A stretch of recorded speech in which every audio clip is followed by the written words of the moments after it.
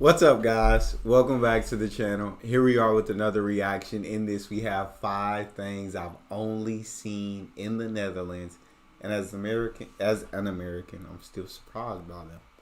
Before we dive in and figure out what 5 things that has only been seen in the Netherlands. If you guys happen to enjoy, please don't forget to subscribe, give the video a thumbs up. Let's hear what we got. Hi everyone, I'm Ava and I'm an American living in the Netherlands. And today I wanted to talk to you about some things that I feel like I've only seen in the Netherlands. But first, I'm going to get myself a little treat at this cute little vegan cafe down the street. So let's go.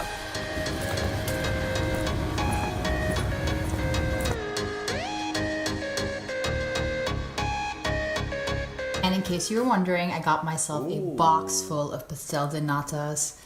So it's a great day to be me. Obviously, they're not just for me and my girlfriend. They're just for me. Okay, well, enough about the pastel de natas, which, by the way, were so good. I wanted to tell you about these things that I feel like either only happen in the Netherlands or only Dutch people do.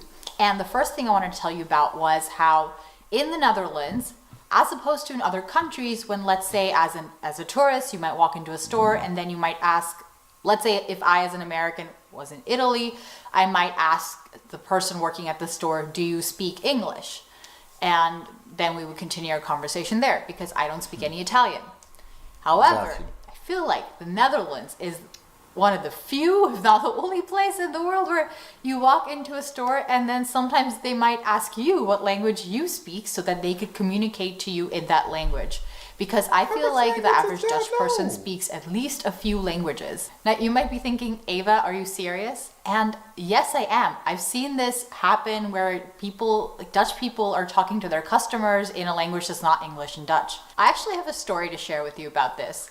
In the US, I actually knew someone who is this middle-aged man who looks very Dutch, this tall, very white, blonde person with blue eyes. And he told my girlfriend, we were all in the US together, my girlfriend is Dutch, so he told my Dutch girlfriend that when he was in the Netherlands, people kept thinking he was Dutch. So when he would go into stores, the people working at the store would just speak to him in Dutch. A perfectly reasonable assumption considering he looks like the stereotypical Dutch person.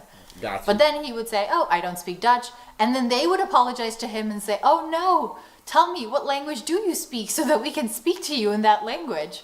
And he was amazed by this, so he told us this story, and again, it stayed with me. And I've really seen this happen here in the Netherlands. I feel like some of the more common languages that Dutch people speak are German, French, and Spanish, in addition to English and Dutch.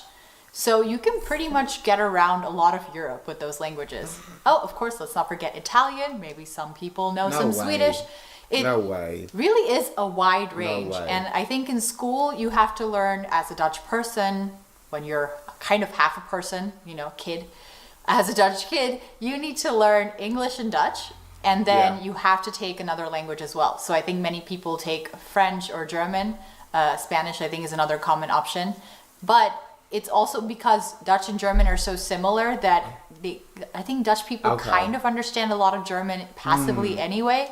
So in the end, they end up speaking like 3.5 languages. I have to say that as an American, I'm of course very impressed by this because Americans speak English.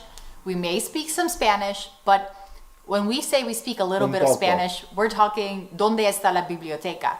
We're not talking when a Dutch person says, oh, I speak a little bit of English, and then they continue to speak in perfect, flawless English, making me, a native English speaker, look bad. Okay, so number one. I find that to be absolutely mind-blowing. The fact that y'all can speak like 3, 4, 5 different languages is legit phenomenal. And the fact that that's a regular thing. Talk to me in the comment section. Is that for real like a regular thing in the Netherlands? Like, all of y'all can speak all these multiple languages, like, that's truly mind-blowing. That's phenomenal, and I wish we were forced to learn multiple languages as a kid here in the U.S. Like, that's awesome. One was how I was impressed by Dutch people.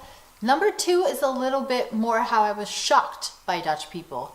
Because here in the Netherlands, they swear and curse just like everywhere else in the world. It is a completely unexceptional linguistic phenomenon.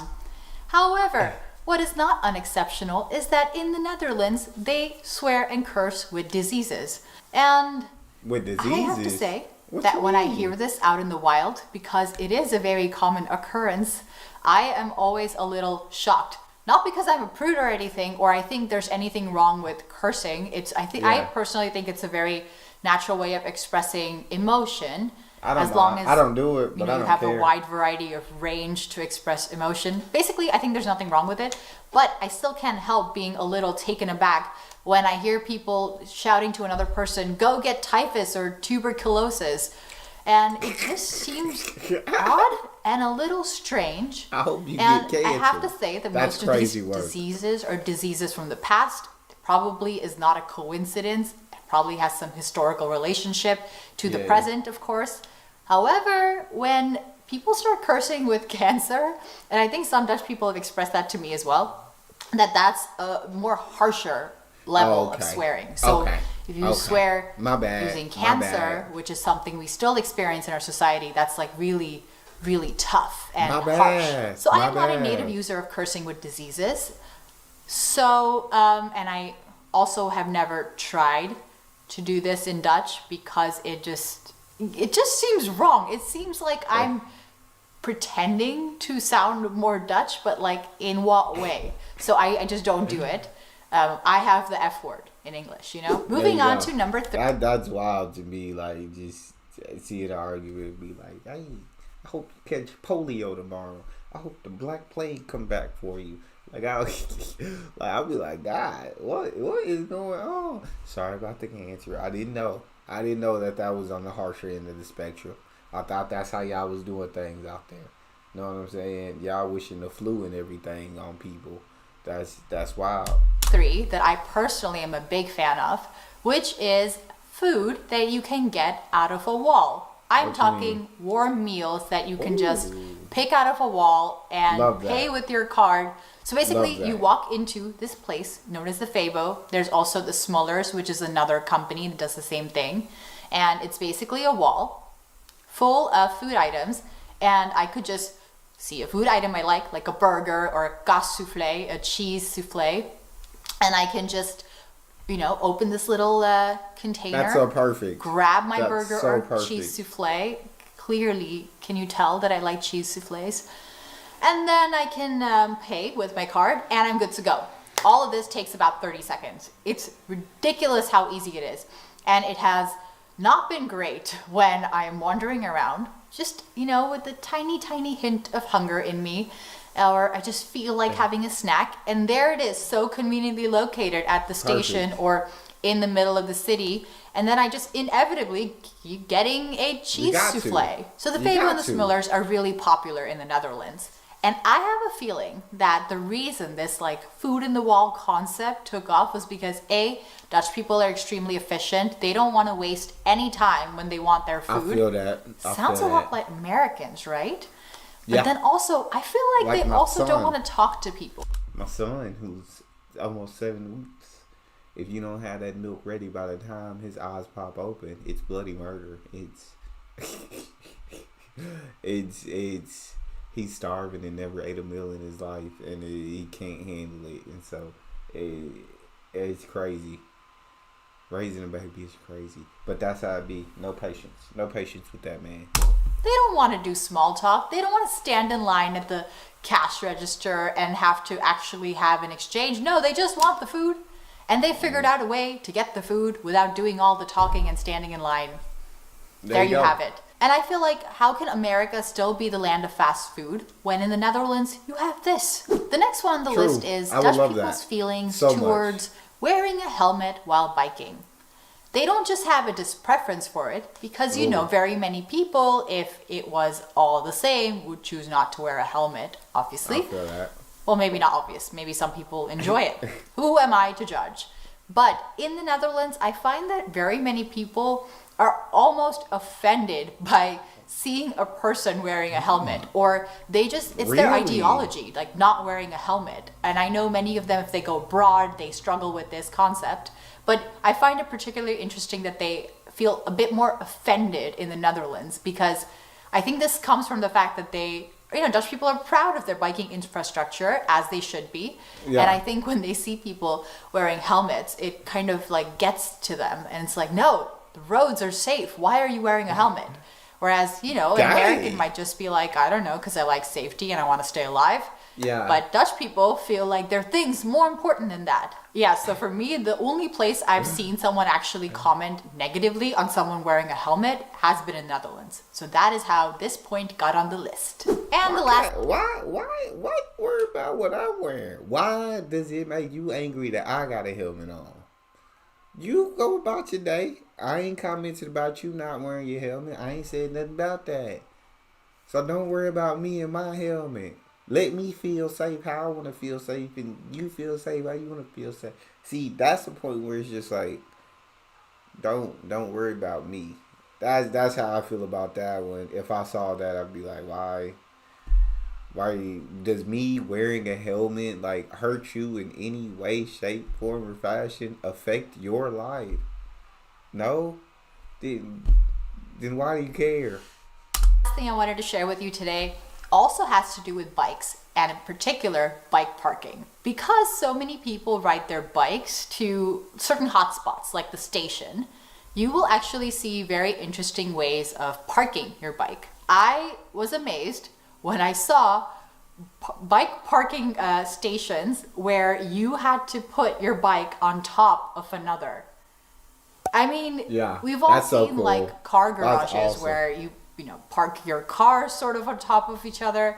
Yeah. But here they do that with bikes. And also you have to do it yourself, which I found quite intimidating in the beginning. And who am I kidding? Still do. I've only done this at Utrecht Centraal, where I've parked my bike on top of another. And it was quite an experience. I had to pull down this like metal thing, and then I had to get my bike, which is this honestly quite heavy Oma Fiets, which is like a grandma bicycle, but basically it's very heavy. It's not one of these like light mobile agile bikes. Yeah. Heavy contraption. And I had to take that heavy contraption and put it on top of another contraption and then slide it up. And Dutch people seem to do this in the matter of just seconds. And I'm in the bicycle stall and I see everybody just doing it very quickly. And when I did this for the first time, I was there. It's like, okay, I'm going to pretend I'm just like everybody else. Clearly not. And then, there I was struggling. But then comes the part where once your bike is on this contraption that you're then supposed to like push it, and then it just stays on top of the other bike. And when I successfully did it, I think I did it right, I was amazed because I just like was able to put this huge heavy bike on top of another bike. And yep, I feel like, is it just me who's kind of intimidated by this? Although I will say after I've done it, it just doesn't seem too bad. But I wonder if Dutch people have feelings and thoughts about this. So if you are Dutch and watching this, let me know in the comments down below. So those are a few things that I've only seen in the Netherlands or only seen Dutch people do. Of course, big disclaimer, I haven't been everywhere, but I thought it was still interesting that I hadn't noticed these things before coming to the Netherlands. Now, if you feel like there's something else that I've left out, please let me know in the comments down below. As usual, until next time. Yeah, I feel like I've seen all the bike parking in the Netherlands, and it legit is absolutely phenomenal. Like, I mean, more bikes than people, so you got to have all kind of parkings everywhere. All kind of parking spaces everywhere for bikes, and the Netherlands absolutely has them. And it's really amazing. But that is all we got. I hope you enjoyed. If you did, don't forget to subscribe, give the video a thumbs up, and check out the next one. See you guys next time.